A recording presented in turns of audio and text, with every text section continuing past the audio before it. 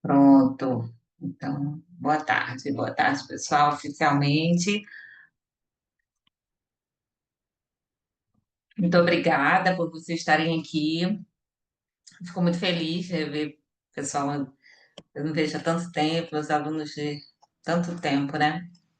E estão sempre me acompanhando aí, vendo as novidades dos assuntos de mente e corpo. É muito legal ver essa trajetória.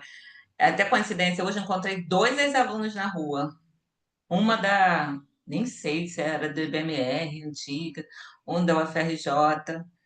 E é tão legal, né, essa relação com aluno, professor, é uma maravilha.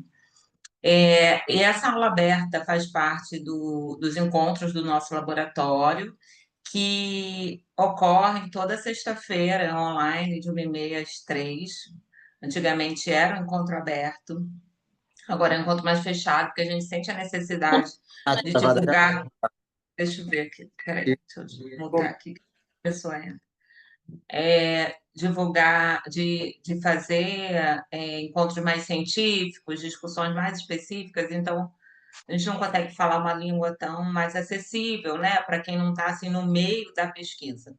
Então, hoje em dia o grupo é fechado, e quando eu posso, eu faço umas aulas abertas, e aí, né, se Deus quiser, fazendo cada vez mais, porque também faz parte, né, do mundo acadêmico que a gente transfira o conhecimento para fora da universidade, né, e faça essa troca. Bom, e hoje eu escolhi esse assunto, que é a relação corpo-mente, aspectos históricos aos dias atuais. Os nossos encontros eles vão até as 3h. Minha ideia é falar direto, tá? E depois a gente abre para as dúvidas e para as trocas, tá? Acho que todo mundo me conhece, né? Eu sou que está aqui pelo menos, né? Acredito eu, mas vou me apresentar. Sou da Escola de Educação Física e Desporto da UFRJ. Me formei em Educação Física, depois meu mestrado e doutorado foram pelo estudo de psiquiatria da UFRJ e depois pós-doutorado pela USP na Educação Física e depois novamente pelo estudo de psiquiatria, outro pós-doutorado no estudo de psiquiatria. Tem até no meio aí da apresentação alguma coisa da minha trajetória de pesquisa, né? Para quem não conhece e tudo mais, então vou voltar a falar um pouquinho.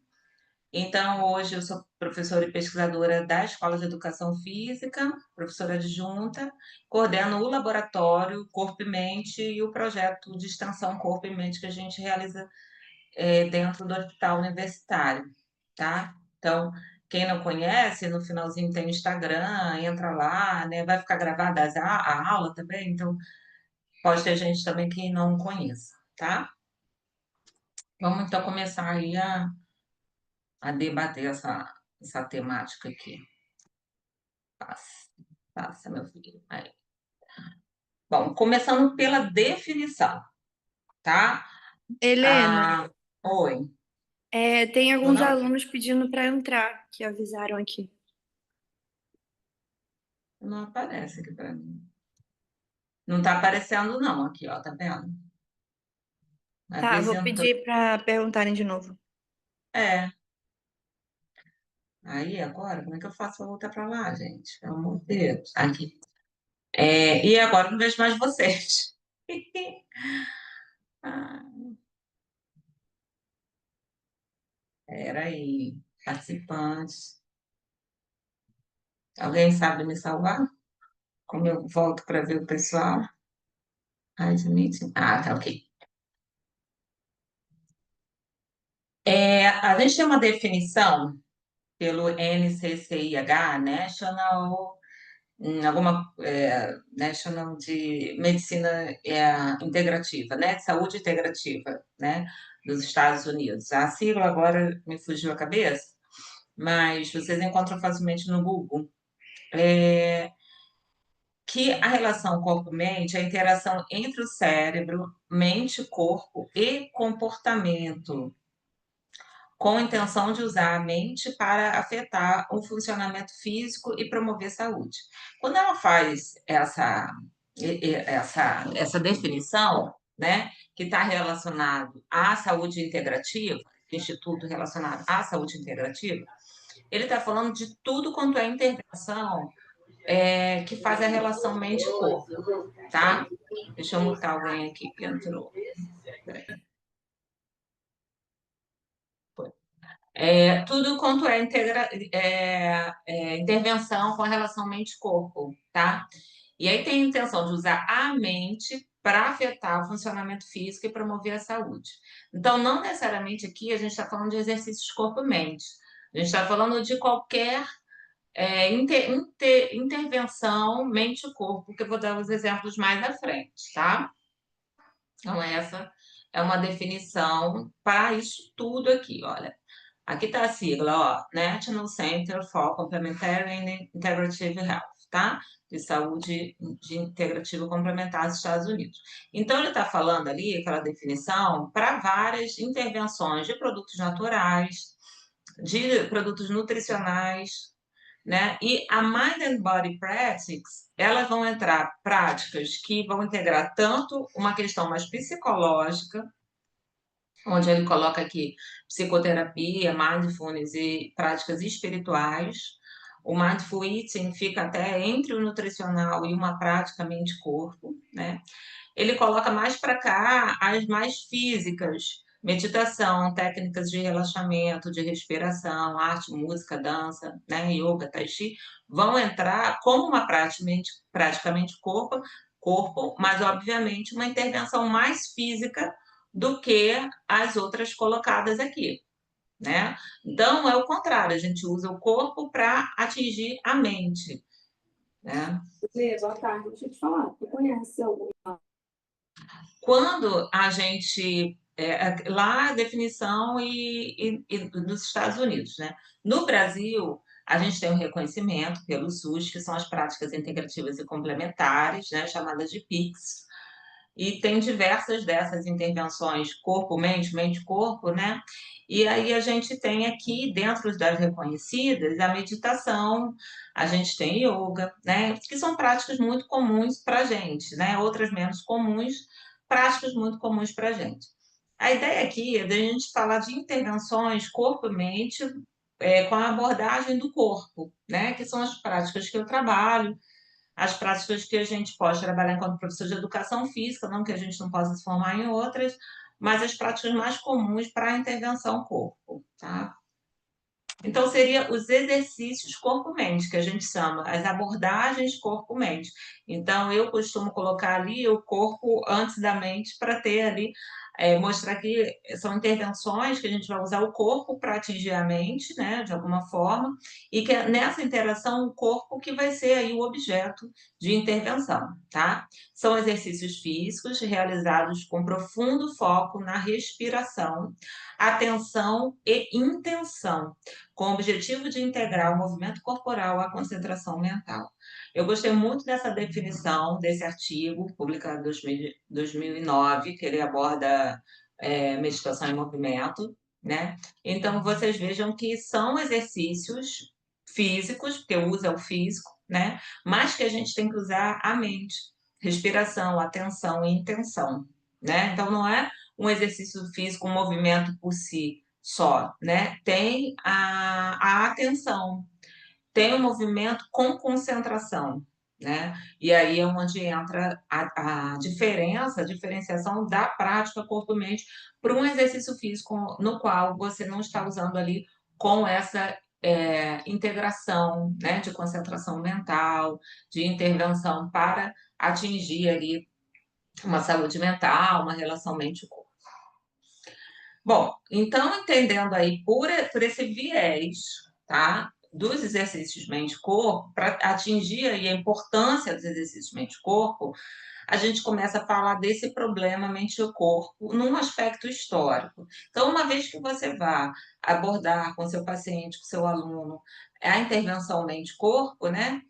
Você tem que entender aspectos históricos que estão ali por trás, que são até muito mais do que eu estou colocando aqui, mas aqui eu trago os pontuais, porque esses aspectos históricos, ao meu ver, ele está enraizado até hoje, né? Então é muito importante que a gente saiba onde originou esse problema, né?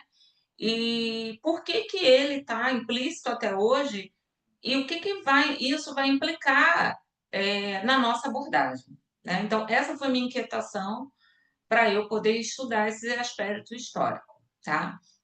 Então, quando a gente chama de problema mente-corpo, que muitos, acredito que alguns daqui conheçam essa área, essa definição, né? Chama problema mente-corpo, não é só o corpo falando, a mente falando get up, né? Para se levantar, e o corpo falando não, ou vice-versa, né?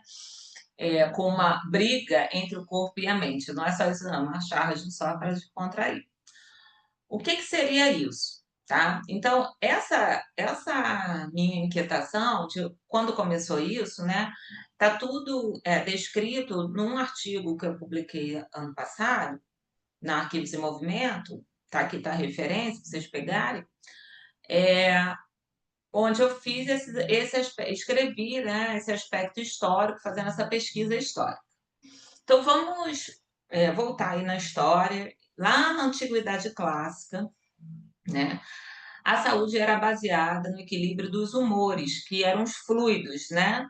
Na época não se conhecia sobre hormônios, por exemplo, então chamava de humores ou fluidos.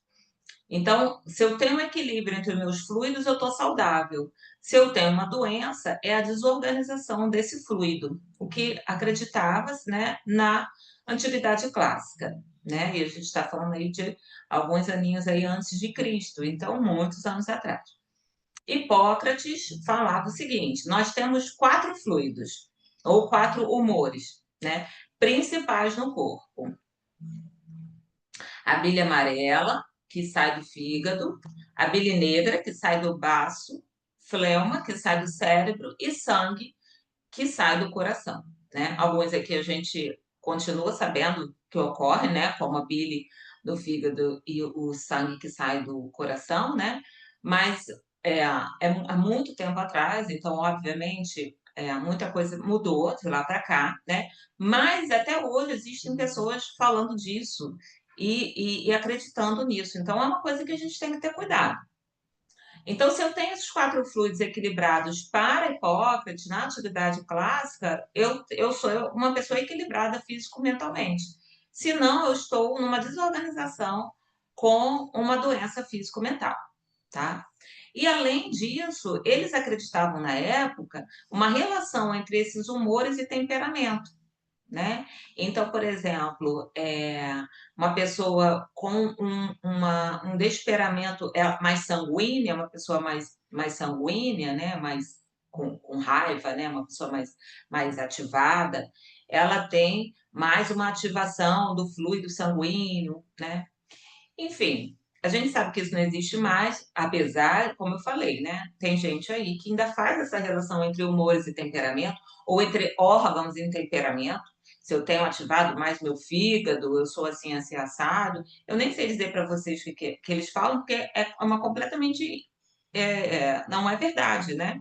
É, o humor e o temperamento tem relação, sim, com a relação físico-mental, mas não especificamente com um hormônio só ou com um órgão só, né? É todo um conjunto de coisas.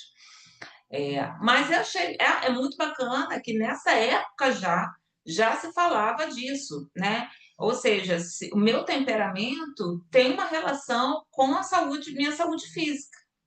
Mesmo que de forma ainda muito rudimentar, mas já existia, né, essa propagação disso, porque se percebia isso, se sentia isso, embora na época não pudesse medir, né? Mas já percebiam isso, né? Bom, assim ficou na Antiguidade Clássica, porém, quando chegou na Idade Média, depois de Cristo, isso foi mudado, isso foi modificado, tá? Por quê? Porque a gente teve aí uma intervenção muito forte do cristianismo que mudou todo um entendimento até da parte do nosso corpo, da nossa mente, da parte medicamentosa ou da parte da medicina da época, né? Na Idade Média, a doença começou a ser atribuída ao pecado e não a uma desorganização dos seus fluidos físicos, né?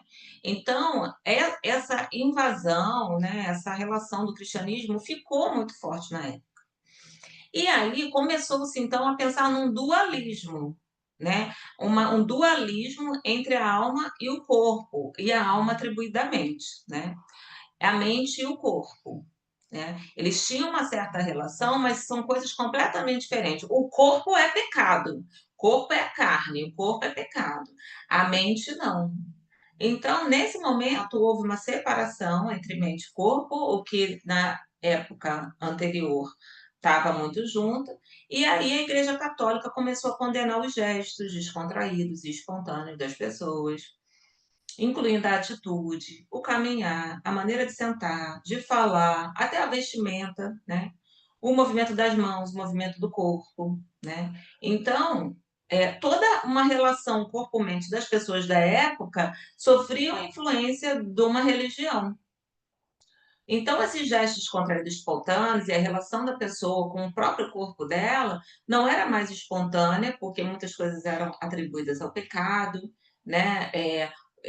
Você exaltar o corpo era pecado, a mente está acima do corpo, né?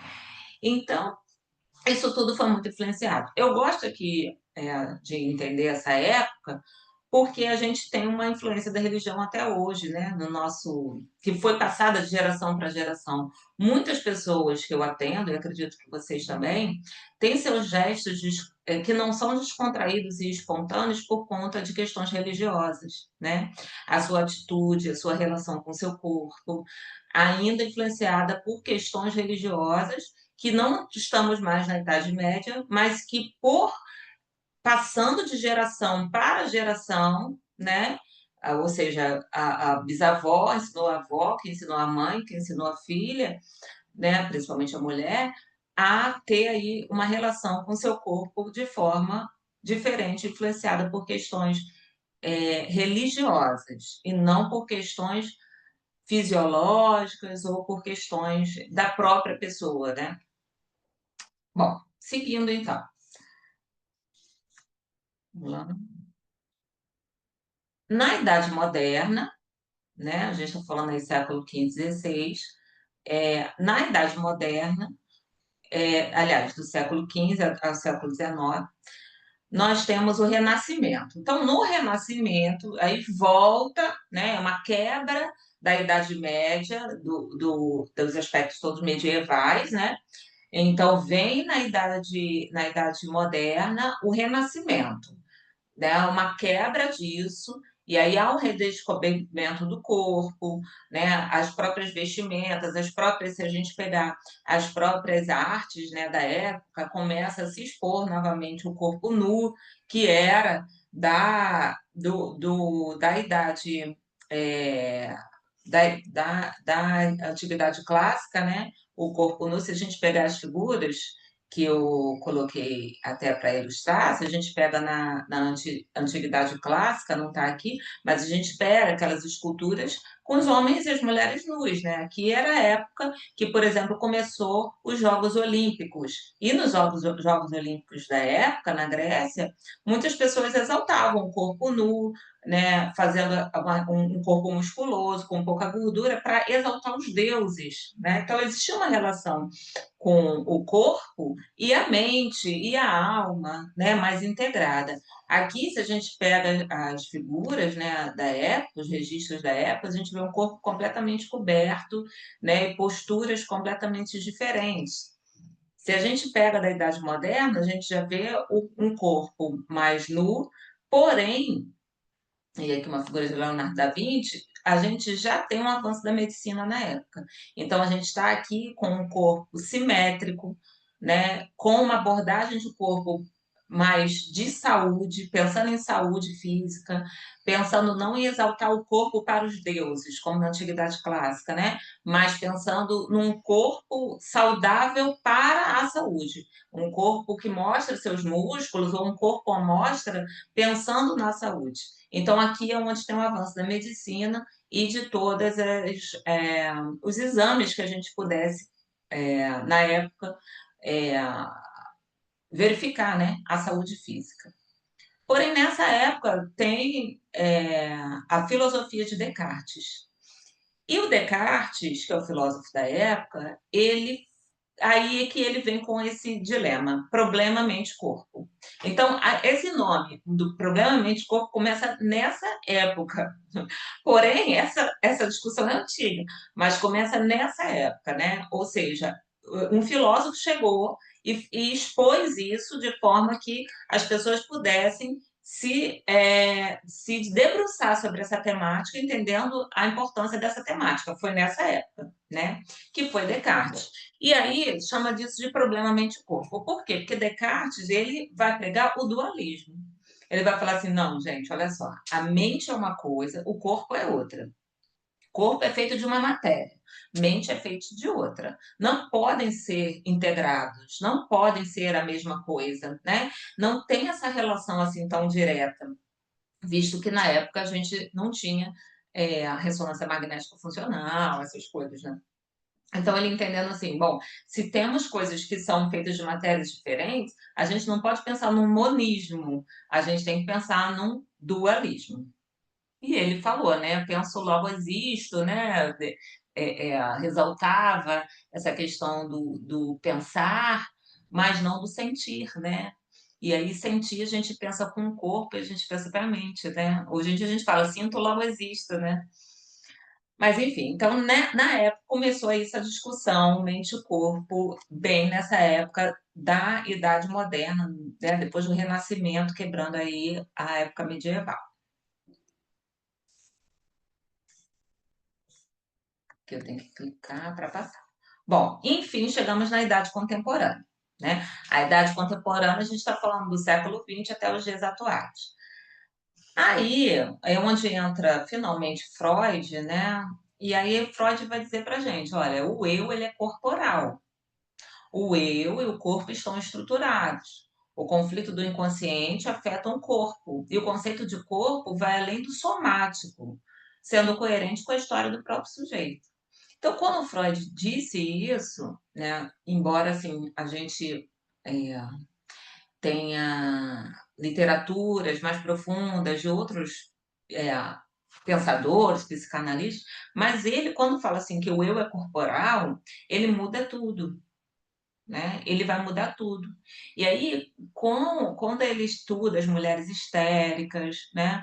Quando ele começa a estudar processos físicos que estão ali por trás, questões mentais daquele processo físico, mesmo que ainda de forma rudimentar, ele quebra todo esse pensamento, né? E mostra uma ideia mais de monismo. A gente tem uma integração entre mente e corpo. Quando eu falo mente e corpo, eu estou falando da mesma pessoa. Quando eu estou falando do eu, quando eu falo eu estou falando o eu corporal. Não existe eu só do pescoço para cima, né?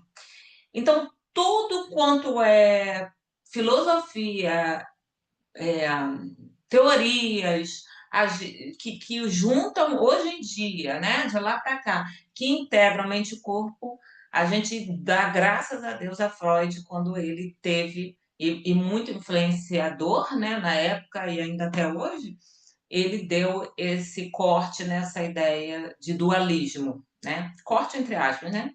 Porque ainda existem pessoas que acreditam no dualismo. Mas ele vai estruturar todas as teorias que a gente tem até hoje, né? E também, nessa época, um grande pensador também que vai para uma área, que sai da psicanálise e vai para uma área mais bióloga, né?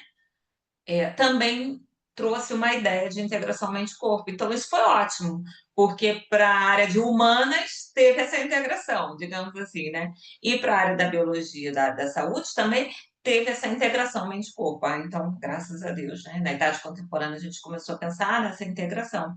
Porque o Darwin, ele falou, ele concluiu que as emoções são expressadas pelos músculos do corpo e da face, sejam elas hereditárias ou adquiridas. e que são fundamentais para o comportamento adaptativo e, consequentemente, para a sobrevivência. Então, quando Darwin começou a ficar ali, observando o cachorro, o gato, o macaco, tudo quanto é animal, e começou a ver, o macaco levanta, o cachorro levanta a orelha quando ele quer isso, ele abaixa o rabo quando ele quer aquilo, né? Isso quer dizer que ele está com raiva, isso quer dizer que ele está feliz, isso quer dizer. Então, o Darwin falou assim, gente, a gente expressa as emoções com o corpo. Não tem como fugir disso.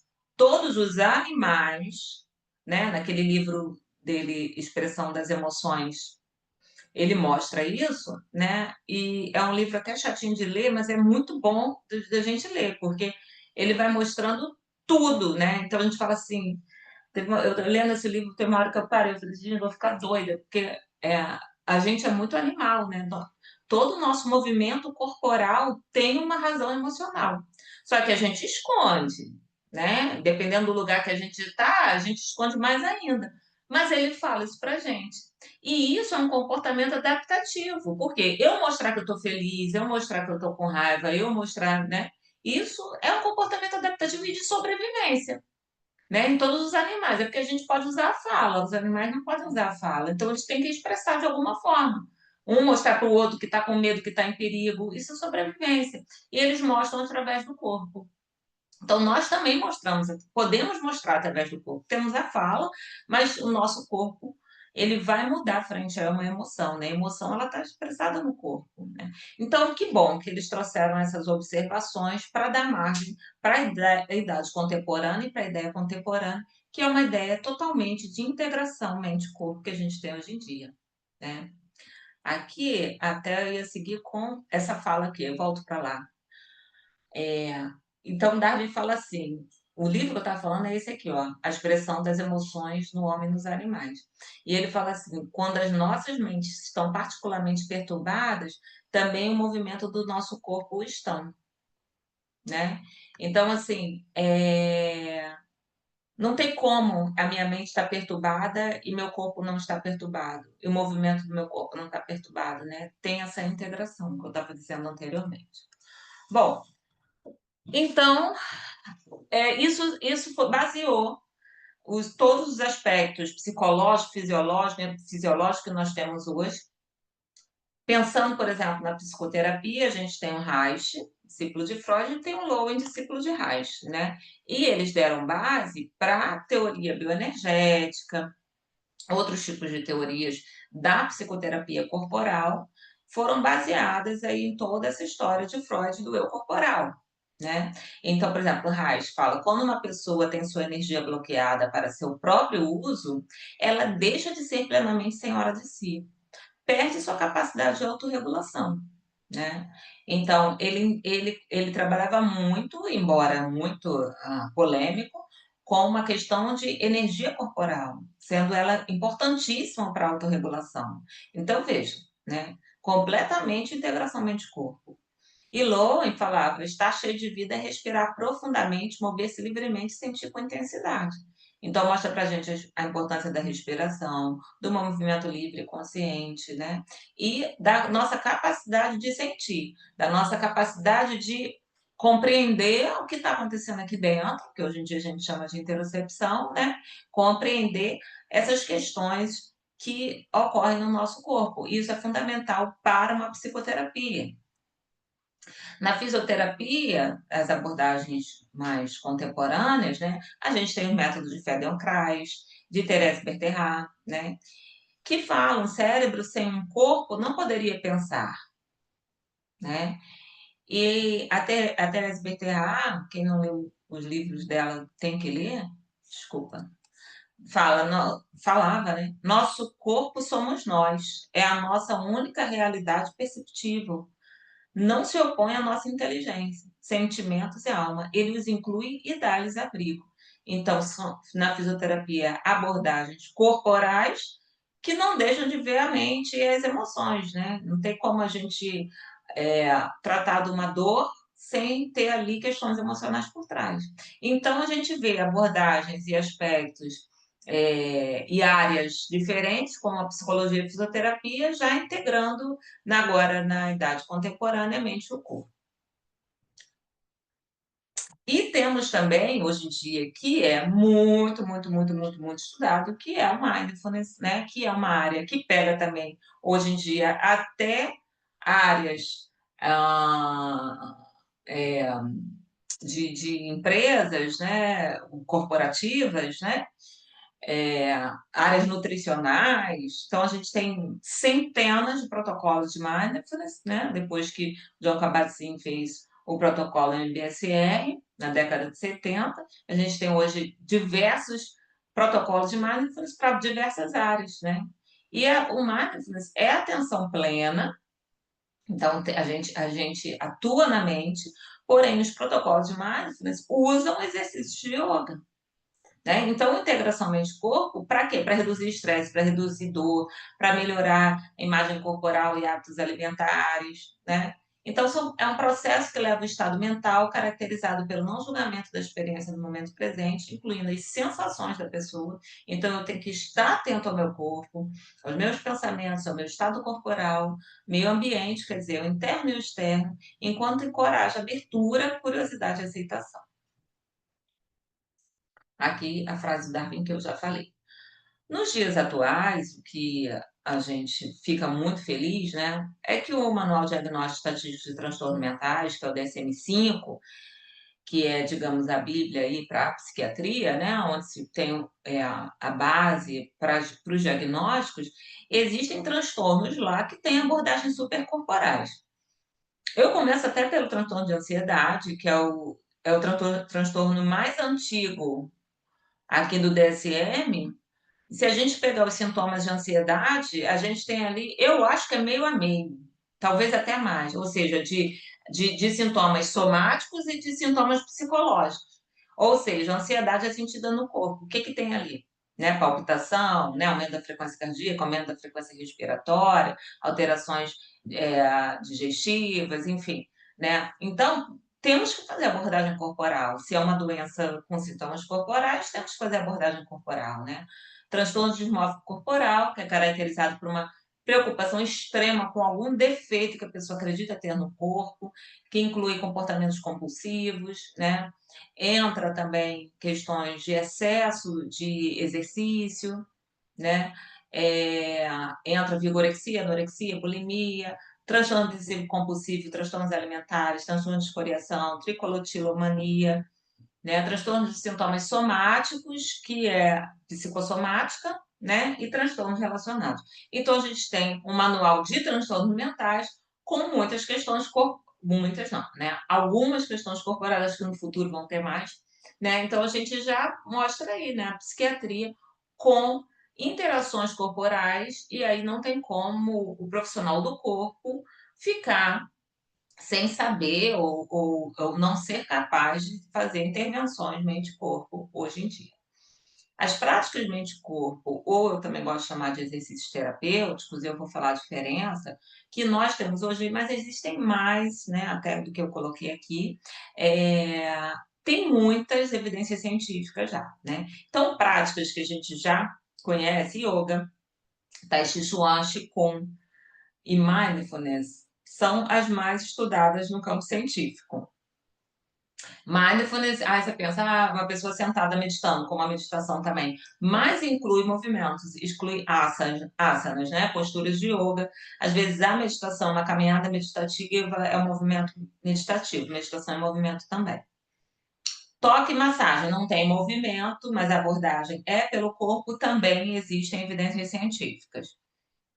Aí o que eu chamo de exercício terapêutico, que não é uma prática de 1 hora, com início, meio e fim, né? São exercícios pontuais que também são estudados hoje com artigos científicos, só com aquela abordagem, né? Por exemplo, escaneamento corporal, body scan. Body scan, por exemplo, está dentro de algumas práticas de yoga, está dentro do mindfulness.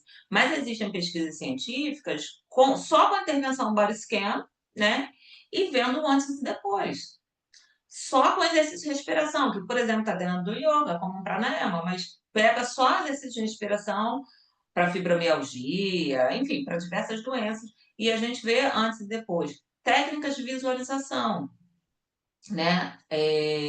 Tem um outro nome também, imagética, né? Também usado. O aterramento ou grounding também tem menos estudos, menos evidências, né?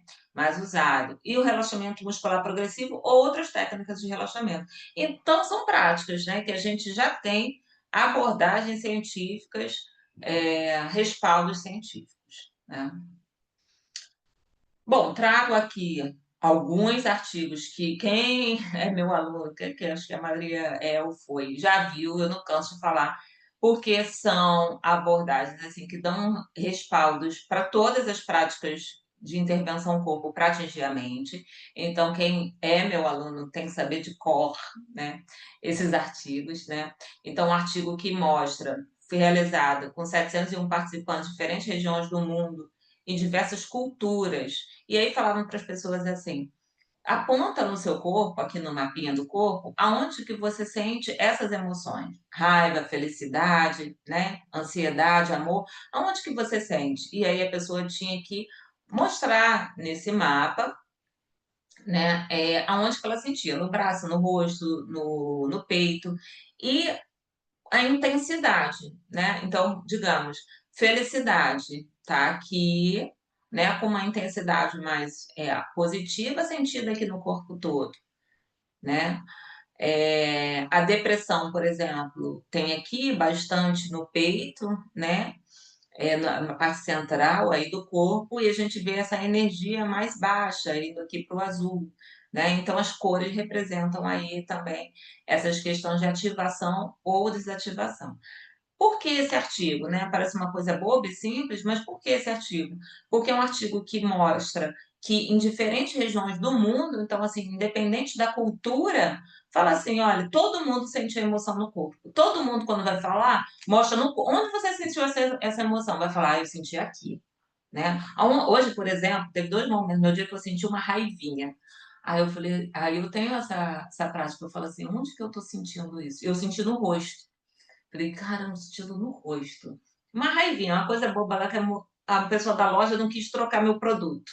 Claro que eu não esbravejei nem nada, né? Mas na hora a gente fala, pô, mas por que que você não quer trocar, né? Aí, automaticamente, como eu sou muito, é, pratico a interação mente-corpo, eu percebo, eu falo assim, pera, deixa eu fazer um exercício aqui, onde que eu tô sentindo isso? E eu senti no rosto, né? Então, a gente sente isso no corpo, né? Então, independente da nossa cultura. Então, as emoções, elas são culturalmente universais e elas são movimentos corporais. Outro artigo que é muito falado, né, da Amy Cuddy, essa pesquisadora, que tem até um TED dela, que vocês devem assistir, que ela fala assim, bom, então se eu mudo meu corpo, eu mudo a minha mente. Então, ela usa as posturas de poder. Então, se eu faço posturas de poder, isso pode estar alterando minha mente. Porque se minha mente altera o meu corpo vai mudar a minha mente. Ela tem também um livro, a Amy Cuddy. E aí ela fala das posturas de poder. O quanto que as posturas de poder podem aumentar a testosterona, né, que é um hormônio que nos coloca empoderados, né, e reduz o cortisol, que é o hormônio do estresse que muda muito as nossas atitudes indo para um lado mais negativo, né? Então as posturas de poder elas realmente nos empoderam, né? Essa pesquisa da Mika era mais polêmica, mas assim explica muito as posturas, por exemplo, que a gente faz na aula de yoga, né? Que são exercícios que vão dar ali um fortalecimento, né? Alguma alteração física, mas elas dão alterações mentais para a gente muito grandes. O terceiro artigo que eu trago, que fundamenta muito isso, né? Que traz todo o fundamento por trás, né? Do Sem Mente Corpo, os artigos o artigo que saiu na Nature Reviews Neuroscience, que tem um ratinho meditando na capa da Nature Reviews Neuroscience, né? Que mostra pra gente que há neurônios espiões, espiando o tempo todo como está a nossa respiração, chamado complexo Pré-Bottinger, no tronco encefálico, e se a nossa respiração está mais acelerada, vai liberar noradrenalina no cérebro. Se a nossa respiração tiver mais curta, automaticamente, né, menos frequente, vai diminuir essa noradrenalina. Então, o poder da respiração na noradrenalina, que é o neurotransmissor da ansiedade. Com base nisso tudo, tem o que a gente estuda hoje no laboratório, que é a interocepção, né? Interocepção é a capacidade da gente perceber o estado interno do nosso corpo. Bom, então, se eu estou mais inteirada com o meu corpo, se eu estou mais sentindo o meu corpo, eu tenho mais interocepção, eu sou mais interoceptiva, né? E se eu treino isso de me perceber, se eu tenho uma pausa no meu dia, nem que seja mínima, para me perceber as emoções, o que eu estou sentindo, né? Isso vai para a minha ínsula, que é essa área aqui. E quanto mais eu pratico esse tipo de meditação que me promove essa interação interna, eu vou aumentar, eles veem aumento tanto anatômico quanto fisiológico da ínsula. Então, eu fico cada vez mais expert em me perceber. E o que que isso implica? Tem uma situação, a situação é percebida pelo seu cérebro, né? Hoje, por exemplo, a mulher não queria trocar minha capa de celular. Situação, percebi, né? Me senti ameaçada, digamos, né? Meu cérebro percebeu aquilo como uma ameaça. Fez alterações em mim, lá no meu corpo, por exemplo, hormônios de cortisol, de adrenalina. Essas reações internas, elas voltam para o cérebro. Isso se chama interocepção. E eu posso ser capaz de percebê-la. Vai depender aí do quanto que eu tenho essa integração mente-corpo, quanto que minha ínsula é desenvolvida, por exemplo. Atingindo o meu córtex, isso se torna mais complexo. E aí eu tenho um sentimento, que é uma emoção mais complexa, né? Como, por exemplo, definiu o Damásio. Dependendo do sentimento que eu tenha, eu tenho meus mecanismos de enfrentamento, né? Então, essa interação aqui entre neurocepção, interocepção, sentimento, né? E o mecanismo de enfrentamento, ela tem que estar muito equilibrada, para eu não enfrentar essa situação de forma que eu me arrependa depois. Então, aí a importância da interocepção. Integrando isso tudo com exercício físico, o que, que a gente anda fazendo no laboratório, né? Que ó, as pessoas também têm que saber. Em 2007, eu comecei a estudar o exercício físico e como isso impacta no cérebro. Então, esse aqui foi meu primeiro artigo com eletroencefalograma, mostrando aumento de ondas eletroencefalográficas. E em 2011, esse foi o segundo artigo que a gente fez, aí que eu já estava no mestrado, né? Como eu falei, contar um pouquinho da trajetória minha e do laboratório também, mostrando que áreas do córtex cingulado são ativadas de forma aguda com exercício. Então, assim, tem áreas importantes no nosso cérebro que são ativadas com exercício físico. E aqui eu não estou falando de exercício corpo-mente, estou falando de exercício por si só, exercício, por exemplo, esse aqui foi na bicicleta. Porque existem, embora a gente saiba, ainda mais hoje em dia, que o exercício físico muda o nosso cérebro, ainda tinham poucos artigos na época. Ainda tem poucos artigos hoje, mas na época, então, tinha menos artigos ainda. E a gente foi aí estudando bem, né, junto com o Lanix, né, da professora Andréa Derlande, o efeito do exercício físico no cérebro. Depois a gente começou a estudar os pacientes que têm alguma questão mental, né, com sintomas depressivos. Então, eu trouxe só um artigo, a gente tem vários artigos, mostrando aí uma mudança nos sintomas de depressão para as pessoas que fazem exercício físico, mas essas mudanças nos sintomas de depressão são correlatas às mudanças que aconteciam no cérebro dele na atividade cortical. Esse aqui foi de um ano de follow-up, de estudo, né? Mas a gente tem vários, 12 semanas, a gente tem vários estudos. A partir de então, a gente começou a estudar o efeito também de hormônios, né? Então, hormônios que podiam estar aí sendo modulados pelo exercício físico, a testosterona, cortisol, respostas imunológicas, que poderiam também, que são hormônios também relacionados com o fenômeno estressor. Então, também vai fazer essa relação corpo-mente.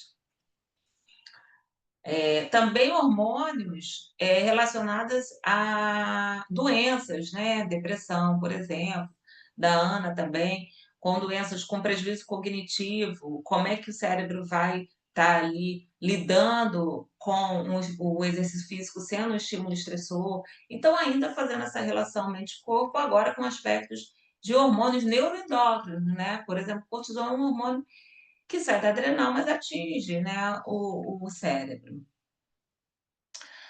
Continuando, né, a gente fez artigos com depressão, e aí a mudança aqui foi que a gente começou a estudar o treinamento de força, que até então a gente não estudava. Vendo também treinamento de força, também é benéfico para a população. Na época, então, eu comecei a observar que existia mind body, intervenções, que também era eficácia. Tem estudos que mostram até que tem uma eficácia maior que treinamento aeróbio e treinamento resistido. Então, aí eu falei, bom, a questão da gente estudar a intervenção mente-corpo é muito importante. Eu mesma comecei a praticar, a fazer várias formações, etc. Até que hoje a gente desenvolveu um protocolo de mindfulness interoceptivo, né?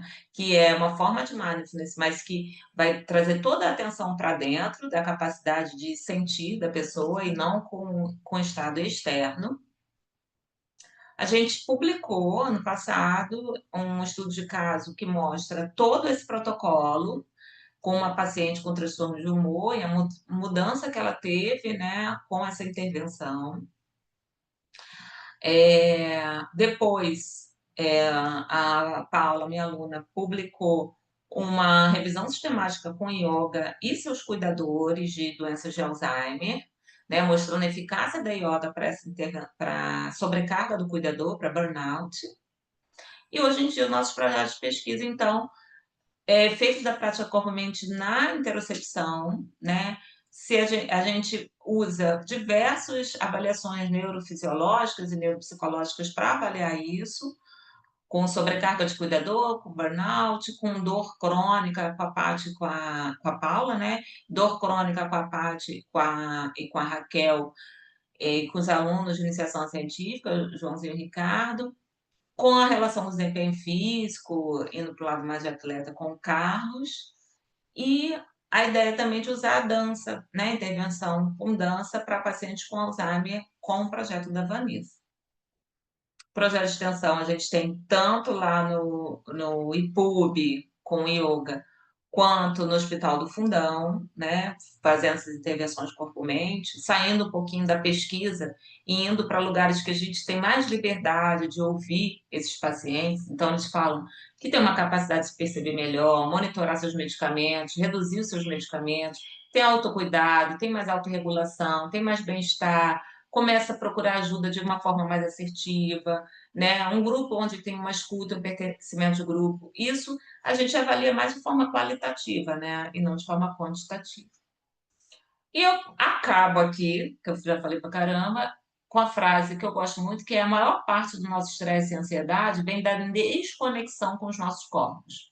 Quanto mais sólido você estiver em seu corpo, que é a ideia, né, da interocepção, e que é o que as práticas corpo-mente trazem para a gente, menos estresse e ansiedade você experimentará. Muito obrigada, tá, pela atenção de vocês. Queria agora que a gente tivesse uma discussãozinha aí, perguntas e respostas, dúvidas, colocações, pode fazer, aproveitem, pode fazer pergunta de tudo. Meus alunos também, que têm que saber essa, tudo isso aqui de cor, né? É, quem não conhece, né, meu Instagram, o Instagram do projeto, que é esse aqui. Quem quiser depois bater um papo, o meu e-mail é esse, tá bom? Eu vou então parar de compartilhar.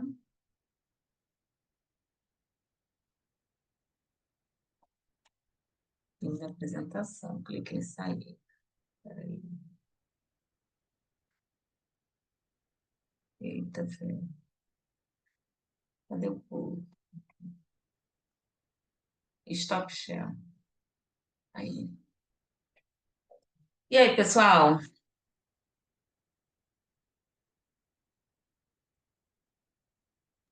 Posso fazer uma pergunta, Helena? Claro, eu queria botar a tela toda. Primeiramente, eu gostei muito aí da sua apresentação e eu fiquei muito curioso para saber um pouco mais do protocolo que você criou junto com o seu grupo. Esse protocolo é bem bacana. Queria botar assim, todo mundo junto, mas eu não sei onde é que é, não. Se alguém sabe? Só uma negação nisso. Alguém souber me falar. Assim, sabe? Aquele mosaico. Que eu tô vendo o Rafa assim, bem aberto na frente. Todo mundo fica pequenininho. Bom, o Rafa, enquanto alguém não me ajuda, vou te responder. Esse protocolo é um protocolo. A gente tem uma escala chamada Maia. É uma escala de interocepção que ela foi criada por um pesquisador chamado Mellin e ela é traduzida para mais de 20 países. Essa escala, ela é subdividida em 7 dimensões. E é uma escala muito interessante. Depois eu vou te mandar. Ela é muito interessante porque tem um notar, você percebe o quanto que você percebe, o quanto que você nota o seu corpo. Depois, através de perguntas, né? Aí depois, assim, o não se distrair, o quanto que você se distrai ou não se distrai de uma dor, o não se preocupar, o quanto que você se preocupa excessivamente com uma dor ou não. Regulação atencional, o quanto que você consegue regular a sua atenção para o seu corpo e para algo de fora. Autorregulação, o que que você usa para se autorregular? Você usa respiração para se autorregular, por exemplo, né? Consciência emocional, o quanto que você é consciente das emoções quando ela afeta o seu corpo. E confiar, quanto que você confia no seu corpo. Então, a escala Maia, ela traz essas 7 dimensões. Aí, quando eu comecei a estudar a escala Maia, né, eu falei assim, gente, confiar é a última coisa. Porque se a pessoa não nota o seu corpo, se ela nem é capaz de notar o seu corpo, ela não consegue confiar no corpo. E quando você vai preencher a escala, uma das perguntas que cai para confiar é o seguinte: você é como se assim, você pede com, não é isso, eu sabia de qual, agora esqueci. Mas assim, você pede um conselho para o seu corpo para você fazer alguma coisa? Você escuta o seu corpo antes de fazer alguma coisa? Porque, por exemplo, se eu tenho algo a fazer, eu vou pedir sua opinião. O que que você acha? Eu vou ou não? Aí eu pergunto, puta, o que que você acha? Eu faço ou não faço? Mas assim, você pergunta para o seu corpo, você escuta o seu corpo antes de fazer alguma coisa. Quando eu vi isso, eu achei assim, gente, isso é fantástico. Isso é fantástico, né? Porque o seu corpo tem a resposta. Se você tem que continuar naquele lugar, sair, mudar, enfim. E aí eu falei, bom, a pessoa só é capaz de confiar nas sensações que ela tem e tomar as decisões a partir dessa confiança se ela vai lá no primeiro, se ela nota, se ela nem nota o corpo dela, ela não vai confiar nas sensações dela, que são completamente errôneas. Aí eu, empiricamente, falei, bem, isso é um passo a passo, né? Aí comecei a fazer com as pessoas. E aí no projeto eu comecei a montar exercícios que vai levar a pessoa a anotar, depois a não se distrair, até exercícios que vai levar ela a confiar no corpo, protocolizei, aí usei no projeto, usei com paciente particular, deu certo, né? E aí agora a gente fez um estudo de caso, mas ele tem que ficar até mais amarradinho, que agora a Patrícia, a Raquel, junto com o Marquinhos, João, enfim, os outros alunos, vão usar isso para os pacientes com dores crônicas lá no hospital como pesquisa. Então, aí, como pesquisa, tem que ficar mais amarradinho ainda, né? Então, assim, é isso. O protocolo é esse. Então, assim, só para ver se eu entendi. Então, a partir do conceito de propriocepção, né? De trazer a atenção para a propriocepção, tem essa escala Maia que você falou, e aí, a partir dessa escala, pelo que eu entendi, dá para ter uma noção do nível de capacidade própria interoceptiva do sujeito, e aí você elaborou uma espécie de progressão para exercícios nesse sentido, seria isso? Isso. Quer dizer, A tipo, única ressalva que... Oi? Não, continua, Helena, desculpe. A única ressalva que eu falo, a pessoa fala é a seguinte: você falou propriocepção, né? A gente tem 5 sentidos, né? Visão, audição, tato, olfato, paladar. A gente tem 5 sentidos. A interocepção, que é a capacidade de sentir o corpo, o estado interno do corpo, aliás, ela entra como um sexto sentido para algumas pessoas, tá? Eu acho até bacana esse sexto sentido, porque para mim esse é o sexto sentido da área holística. Que é assim, ai, meu sexto sentido me falou. Eu falo, gente, isso é interocepção. Você está tão integrado com o seu corpo que foi seu corpo que te falou. Mas, enfim, aí as pessoas usam esse como um sexto sentido mesmo fisiológico. Mas a gente também tem a propriocepção, né, que são o sentido das articulações, né, e o outro esqueci. Então, às vezes, a interocepção entra até como um oitavo sentido, tá? Então, quando você falou propriocepção. Não seria Uhum. a propriocepção, acho que, mas depois você corrigiu, falou interocepção, né? Mas É, eu é estava bom. querendo dizer interocepção. Sim, mas é bom você Propriocepção. falar, porque a propriocepção ela entra também como um sentido, né? Uhum. Nesses extras aí, entendeu? Mas é isso mesmo. Aí depois, na escala, o que é legal também, você tem lá as 7 dimensões, né? E aí você pode até ver assim com o seu paciente, poxa, ele está precisando mais disso. Ah, né? O notar, o não se distrair, o não se preocupar, a regulação atencional, autorregulação, consciência emocional e o confiar. Ah, nesse Hum, aqui ele pontuou mais fácil. Esse aqui, olha, você precisa, a gente precisa elaborar mais isso, né? Mas aí eu montei um protocolo progressivo, né? O confiar é a última.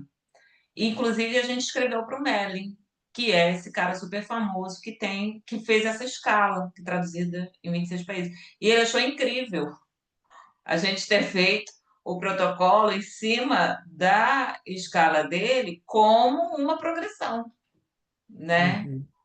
Aí ele foi até bacana, assim, na resposta.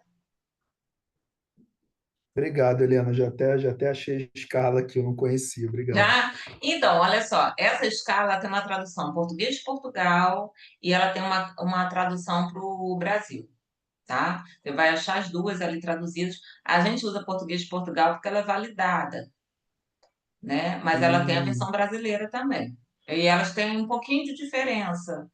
Mas pode usar qualquer um, tá? Eliana, Oi, Paulinha. ó, duas coisas. A primeira é para mudar a janela ali no canto superior direito, tem Sign In, Recording e View. Aí você vai em View e muda para Gallery. Deve estar em Ah, Speaker. gallery. Ai, viu, gente? Como que a aluna inteligente é Aí, outra história. tá. E a outra coisa que eu queria comentar durante a aula, enquanto você estava falando, que depois que a gente entra nessa de, tá, exercício consciente, né? A respiração, a mente presente, a intenção no movimento, aí o aluno vai lá, quer fazer o cardio, quer fazer esteira, ou quer fazer o ciclo ergômetro olhando TV, assim. Aí você já fica, putz, não dá, vai perder muito, né? Assim, aí, mas é muito chato ficar ali sem ter né, uma coisa.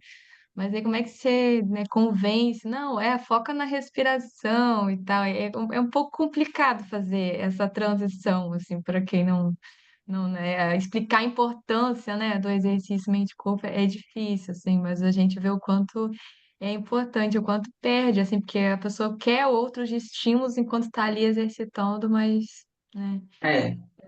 Então, assim, o que que eu, Helena, acho disso, né? É super pertinente você falou. Existe uma literatura de foco interno e foco externo, né? O foco interno, quanto que eu estou focada nessas minhas sensações internas, e o foco externo, quanto que as outras coisas me distraem para fazer o exercício.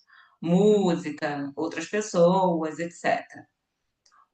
No exercício intenso, né, anaeróbio, HIIT e tudo mais, o que que se fala? Bom, se eu tiver um foco interno, ferrou. Porque se eu começo a perceber ali aquele acúmulo de lactato, eu vou querer parar. Então, eu tenho que distrair minha mente com foco externo para isso, para esse exercício, para eu ter minha performance. Embora nem todo mundo ache isso, mas a maioria acha, né?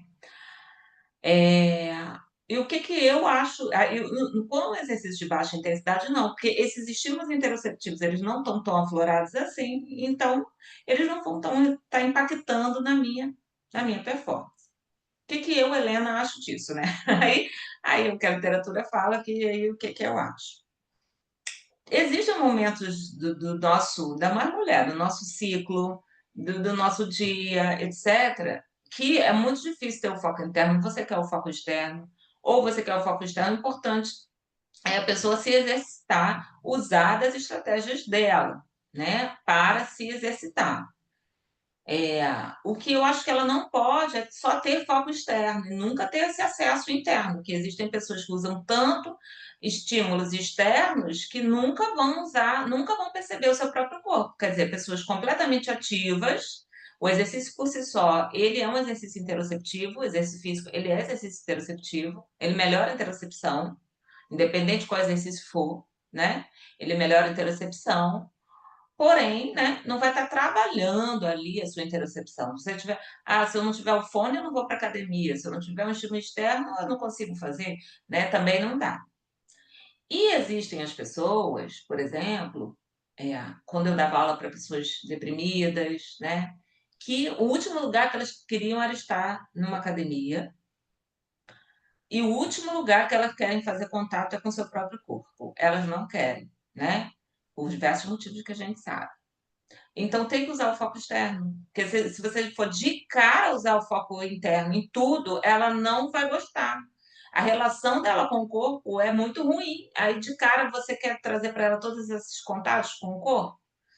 Então eu fazia ela ter o foco externo e eu, aos pouquinhos, ia para o foco interno com ela, sabe? Então eu acho que, resumindo a história, foco interno e foco externo depende da intensidade do exercício, porém a gente tem que usar os dois, e tem hora que a gente tem que usar realmente o foco externo, mas isso não quer dizer que a gente não tenha contato, como uma estratégia de performance, e o atleta, né, a gente pensar o atleta, quanto mais foco interoceptivo ele puder, melhor, que aí ele se autorregula.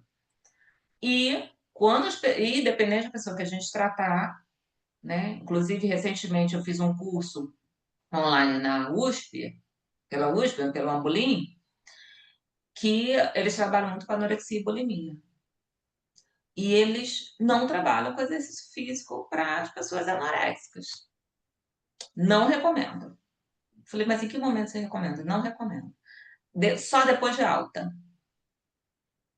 Falei, mas assim, gente, eu ia estar tanto ali integrada com toda aquela equipe, fazendo as pessoas pouquinhos entrar nesse corpo, né? Mas é o protocolo deles, entende? É o protocolo deles, né? A gente tem que respeitar. Não que eu concorde, mas a gente tem que respeitar. E eles não recomendam, né? E uma aluna que já fez um curso meu, acho que você estava até nessa turma de exercício interoceptivo, quando eu falei de escaneamento corporal, ela falou que eles não usam escaneamento corporal, quer dizer, que dá todo um foco interno para pacientes anoréxicas, com o IMC baixíssimo de 20 e tal, que eles não usam no Ambolim. Ela fez o curso no Ambolim. Não usa para Ambolim. Eu falei assim, eu acho que eu deveria fazer, com bastante parcimônia, com uma integração e uma equipe multidisciplinar. Então, esse foco interno, quando a gente fala de paciente, também ele é muito sensível, né? A gente tem que ter Uhum. realmente esse cuidado. Mas essa pergunta sua, é uma discussão muito bacana, que eu adoro, assim, acho super pertinente. E agora no domingo, inclusive, tem o Gota, que é aquele grupo ali do IPUB de transtornos alimentares. Eles vão fazer eles fazem, é a segunda intervenção, acho que eles vão fazer, fizeram ano passado, vão fazer esse ano também, na rua ali na frente do Copacabana Palace. E aí, uma das intervenções que tem bons resultados para transtornos alimentares é yoga. E aí, eles vão me chamar mais uma vez para dar uma aulinha ali de Você yoga. vai dar aula domingo agora? Vai chover, não? Vou, se faça chuva ou faça sol, gente, dá um jeito. É que horas? A minha aula vai ser às 10, mas acho que desde as 9 já tem programação lá. Eu tô morando super perto para Copacabana Palace, vou ver se eu dou um pulo lá. Vai lá. É, vou lá. Mas, Tá, e sim, eu o Gota, ele é menos, assim, eles são de referência também, menos referência que o Cambolim, menos conhecido que o Cambolim. Mas, assim, eu não sei qual é o que eles pensam sobre isso, qual o protocolo com isso, porque o Cambolim é muito aberto, tem curso, tem divulgação, o Gota é mais fechado, então realmente eu não sei o que eles pensam sobre isso. Uhum. Só para fechar aqui, eu tô com a Maia aqui comigo, aí eu tô sempre aplicando lá, né? Aí eu separei aqui umas frasezinhas dela que tem tudo a ver com essa aula. Quando estou tenso, percebo em que parte do meu corpo está a tensão, né? Que nem o seu episódio aí de hoje. Ou quando alguma coisa não está bem na minha vida, posso sentir no meu corpo. Quando estou estressado, consigo encontrar um lugar calmo dentro de mim. Que é a autorregulação. Essa aí vai É, para auto. eu presto atenção às informações do meu corpo, às informações que meu corpo me dá a respeito de meu estado emocional. Que é da Vou consciência. procurar lá. E eu presto atenção às sensações e necessidades do meu corpo para saber o que fazer. É essa aí que eu queria. É, Eu presto e eu sinto atenção, eu presto as, atenção as sensações. nas sensações e nas necessidades do meu corpo. Então, assim, se a gente estiver atento com isso, gente, não precisa pedir conselho para ninguém, né? A intuição aí na ciência, né, É o também, assim, corpo, de certa né? forma. Mostrando pra gente. Você não tá mais afim É, daquilo, você não tá mais feliz ali, né? é o Paty.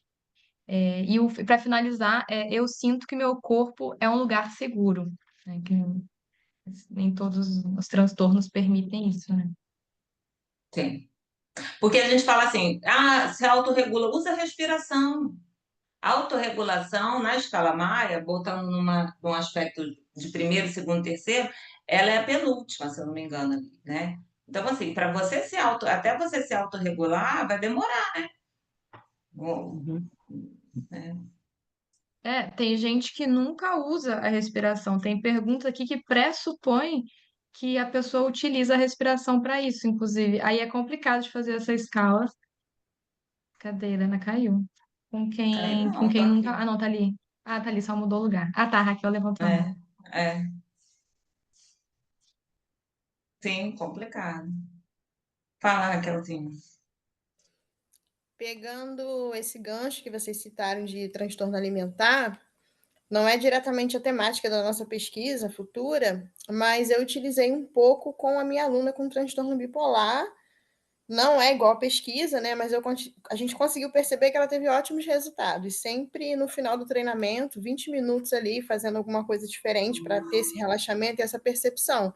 Porque é uma pessoa que tem muita dificuldade, né? De perceber o próprio corpo, o momento também, de viver aquele momento, porque a cabecinha está pensando em mil coisas ao mesmo tempo, porque ela tem muita ansiedade, né? Tanto que ela tem obesidade também, enfim. E foi muito bom. Ela gostou muito. Pena que a gente não tem uma sala exclusiva para isso, então fiquei dando um jeitinho, usei uma sala lá emprestada, agora está proibida, mas eu fiz umas 6 semanas e foi bem legal, foi bem interessante. Ela ia para casa, ia para o trabalho se sentindo bem melhor, falava que ficava durante horas, assim, tendo uma melhora muito significativa. Achei bem legal. Você sabe que recentemente, lá no grupo da Andréia, eles fizeram uma roda de conversa com bipolar. E bipolar tem sensações, é uma doença corporal, né? Podemos Isso, dizer assim, só não está no DSM, mas eles sentem muito com o corpo, né? é. E tem muito pouco artigo, tem muito pouco estudo, sabia? Com bipolar. E Pode aquela ter questão retorno de corpo, que muito pouco. são duas mudanças, né? Porque tem a fase depressiva e É. tem a hipomania, então, assim, o aluno fica muito diferente. Agora eu já até consigo reconhecer um pouco mais, porque foi uma coincidência. Aí eu falei assim, caramba, elas vão mudando, aí eu tento trabalhar dentro disso. Aí eu com uma eu consegui usar, com a outra eu não consegui porque é um horário muito cheio, tem muito barulho, Mas né? passa o dever de casa, grava o Passei, áudio, passei alongamento, áudio para fazer em casa, né? passei alongamento em casa, passei para ela. Sendo que Bota tem uma coisa áudio. interessante. Essa que eu consegui fazer 6 semanas, teve mais facilidade. A outra já tem uma dificuldade maior. Até isso a gente tem que analisar, né? O indivíduo. É. Uma já conseguiu absorver melhor. A outra demorou bem mais, é bem mais agitada. Mas aí depende de N fatores também, né? Rotina, como que é a vida dela em casa, enfim. É. Mas foi bem interessante. Eu Às só tô vezes tem que apontando ajustar isso antes para depois ajustar, né? isso. Rafa, você levantou a mão ou não? Não, não levantei, mas já que você perguntou, posso fazer uma pergunta, se ninguém tiver levantado? Na verdade, Ninguém nem é bem uma levantou. pergunta. Quando você falou sobre essa dificuldade interoceptiva, sobretudo em determinadas psicopatologias, né? E você, no início aí da sua apresentação, você trouxe o Freud falando que o eu é corporal, o eu ou o ego, né? A mesma coisa. Então, quer dizer, pelo ponto de vista psicológico, a pessoa tem essa dificuldade interoceptiva porque talvez ela vai ter contato com emoções e experiências no sentido afetivo que, psicanaliticamente falando, ela está reprimida, bloqueada, por assim dizer, né? Então, como você estava dizendo aí, eu concordo contigo de que, a priori, já dizer que tem tal psicopatologia não pode fazer esse tipo de exercício, eu acho que é uma questão muito individualizada e a introdução precisa ser com dosagem, né? Como você falou. Acho que é uma questão né, de dosagem, porque também só quando tiver alta, acho que é, eu acho meio uma generalização, eu acho uma generalização É, grosseira, por assim dizer. Respeito é, também, claro, mas eu acho uma generalização grosseira. Porque a não ser que o programa seja totalmente em grupo, né? Assim, as atividades sejam totalmente em grupo. Aí, às é, vezes, é necessário fazer é. uma generalização maior por causa do risco. Agora, se tem uma abordagem que tem uma certa individualização, eu acho que depende, né? É. Eu não sei, Paulo até pode ver como é que é no Gota, né? Porque a gente está falando de centro de referência, né? Eu não trabalho eu nunca trabalhei com anorexia e bulimia, nunca trabalhei com anorexia e bulimia, que eu me lembre, não. Mas assim, a gente trabalhou já com diversos traumas corporais, né? E bloqueios e tudo mais, e aí você vai ali fazendo isso com muito cuidado e tudo mais. Você vai fazer exercício, educação física, realmente, né? Isso é uma coisa assim, mas assim, da forma que a gente está colocando, né? Com uma forma terapêutica, eu acho que deveria fazer, ia vir junto, né? Eu não sei como é no Gota, entendeu? Mas no Ambolinha, realmente eles falam isso. E do ponto de vista científico, o que eles usam, quando você estava falando aí, é um ruído. A palavra certa ali, quando você falou do bloqueio, eles traduzindo do inglês, eles chamam ruído.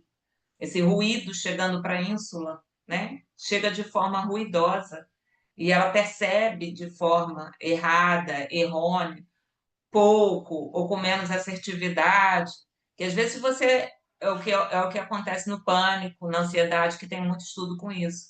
Percebe o corpo, mas percebe muito e de forma errada. Qualquer coisinha já percebe muito.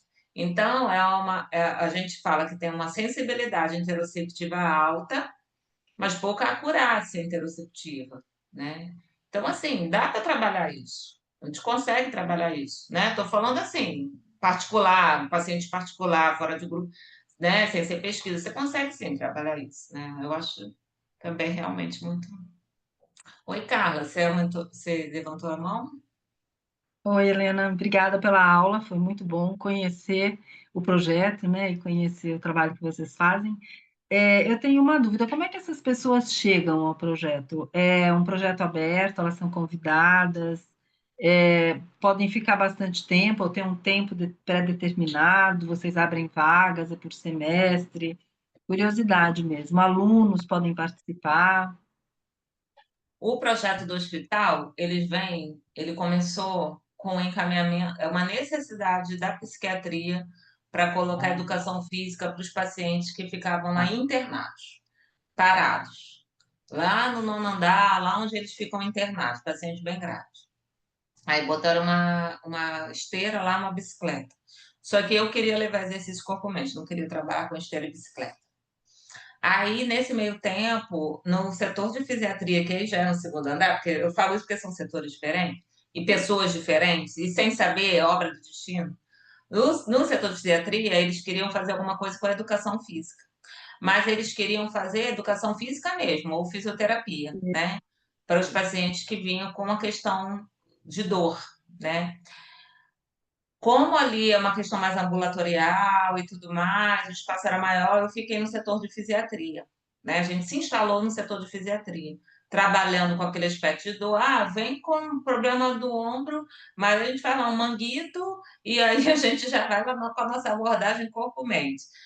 Então, eles vêm encaminhado pela fisiatra, e aí a gente manteve o contato com a psiquiatra, né? E aí ele vem encaminhado pelos dois setores hoje em dia. Às vezes a gente pega até, recebe pingado de outro setor, mas eles vêm encaminhado pela fisiatria e pela psiquiatria, sempre porque os médicos sabem que ali a gente tem uma abordagem multidisciplinar, corpo e mente, e percebem que aquele paciente ele tem uma questão corpo-mente por trás, né? É uma dor, mas a fisiatra, ela é holística. Essa fisiatra lá, ela é um barato. Então, ela tem uma avaliação muito holística. Ela fala assim, ela fala para paciente assim, você é muito sortudo, porque eu arrumei uma vaga para você no projeto da Helena, porque quando ela fala assim, ela fala assim, gente, esse aí é a cara do projeto da Helena, porque ela já vê ali que por trás tem questões psiquiátricas, psicossomatizadas. Então, os pacientes do HU, eles vêm dessa forma, né? E estão com a gente há muitos anos já. A gente não dá alta, é, e eles vão Eles não querem. entrando, eles não querem alta. A gente não precisa dar alta, porque a educação física não dá alta, não é psicologia nem fisioterapia, então a gente não dá, a gente precisa dar essa alta. Então, assim, eles ficam e no IPUB já são outros perfis, outros pacientes, tem yoga para aluno, tem yoga para cuidador de pacientes com Alzheimer, que até a Paula atua, tem para a comunidade, que aí é aqui no IPUB, na Praia Vermelha. E da pesquisa tem os seus, vão ter, né? A gente já está agora na fase de recrutar as suas amostras específicas. Legal, obrigada. O Maia, você falou que ele está traduzido e não validado para o português do Brasil. Ele está validado só para o português de Portugal, é isso? É, é. Tá, tá, tá bom. Por isso que a E gente você, usa ele. Não, tá, não, acho que tem em português do Brasil. tem Então, tem traduzido, mas não tem a validação. validado, não tem validado. Tem um artigo validado. Os que a gente usa é aquela Machorrinho, né? Aquela autora Machorrinho. A gente não usa a outra que eu esqueci, que é do Brasil. Então Mas é de conversando 37. recentemente com uma neuro... Hã? Então Conversando é de recentemente... 37. Conversando recentemente com a neuropsicóloga, ela falou que a gente poderia usar a do Brasil. A gente Tá. começou a usar de português de Portugal, ficou. Não Tem tem algum problema. trabalho, A gente falou que não tem problema usar. tem algum trabalho que diferencie a estimulação para a interocepção em crianças e idosos? Se existe diferença da gente estimular isso precocemente, ou se a gente consegue Ah, estimular. Eu dou aula de essa é... idosos, yoga para ah. idosos, né? E eu tenho trabalhado bastante interocepção. E é sempre uma descoberta, assim, sabe? Mas eu fico pensando, será que tem diferença se a gente começar lá na infância, se a gente, né? Existe uma diferença, neurologicamente falando? Então, parece que com a idade a gente pode perder a idade, né? É um dos fatores que poderia a gente perder, diminuir essa interocepção. Assim como faz diferença de gênero, das mulheres serem mais perceptivas do que os homens, né? Tá. É uma forma bem generalizada, quando eles falam isso, dessa avaliação, né? Bem generalizada, que não é para todo mundo, óbvio. A questão de ser estimulado desde a infância não tem artigo assim, ele se chama artigo de coorte, onde eles pegariam as pessoas agora e iam ficar acompanhando 20, 30, 40, 50 anos, né? Para ver se aquela pessoa que foi mais estimulada, né? Ou até pergunta hoje, você foi estimulada no passado? Mas realmente não tem. Eu acredito que sim.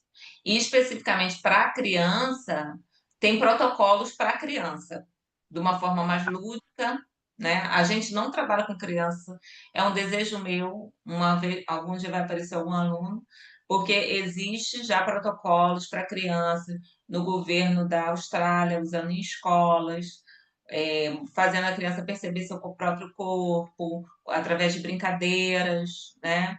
a ideia é a gente trabalhar isso, mas a gente ainda não começou. Mas, assim, eu acredito que sim, né? Igual quando a Uhum. gente faz exercício desde a infância, que aí você Sim. é mais ativo e tem consequências no futuro. Mas eu acho que isso é uma coisa que vão começar a fazer, a estudar, sabe? Acho que é um futuro aí. Porque a interocepção, ela tem tido muita financiamento, né? Apoio para essa área. Tem crescido. Então, eu acho que é uma coisa que vão ter mais financiamento de pesquisa assim no futuro. Obrigada, Helena. Muito obrigada. Nada. Gente, chegamos no nosso horário, né? Que é bom a gente ficar fiel. Joãozinho, quer fazer algum comentário? Marquinhos teve que sair, a Paty, Carlos está aí, mas não entrou, a Aninha. Olha, eu queria agradecer muito vocês. Eu vou deixar gravada a aula, né? Como sempre faço quando eu abro. E aí, Carlos, tudo bem? Tudo bem, sim, professor. Estou aqui só atento, escutando a aula. A aula vai ficar gravada, né? Os alunos aí tentam saber de cor tudo que eu falei. E o artigo é baseado no artigo, né, que eu escrevi. Então, para os alunos e para quem estiver também assistindo, as definições que a gente vai usar de exercício corpo-mente é aquela definição que eu botei no slide, tá? Integração mente-corpo é a definição do National Center for Integrative Complementary Health. A definição mente-corpo, eu gostei muito daquela definição que está lá. Então, a gente, toda vez, o exercício mente-corpo a gente pega aquela definição, tá? Os artigos de base sempre vão ser aqueles ali, exercícios de base. Os artigos que usam mesmo yoga e tudo mais, aí são outros. Mas os artigos neurocientíficos de base, esses terapêuticos, estão ali na apresentação ali para vocês. E é isso, tá? Quem precisar de mais material, de mais coisas, é só me mandar. Bom? Gente, beijinho, obrigada. Bom fim de semana. Bom Valeu, fim de. tira uma foto com geral aí, pô. Ah, É, tá muito tecnológico. O Ricardo não veio hoje? Ah, então esquece. Peraí, deixa eu ver se eu consigo. Ih, não congela. sei se eu consegui, não, gente. Alguém consegue? É só fazer um print, mas Já eu fiz o tenho um monte print, mas eu não sei, não. Não sei se eu fiz, não sei se foi. Ninguém sabe. Hoje só veio old school. Joãozinho, você não é old school, mas, Joãozinho, você deveria saber. Beijo, gente. Tchau. de. Beijo.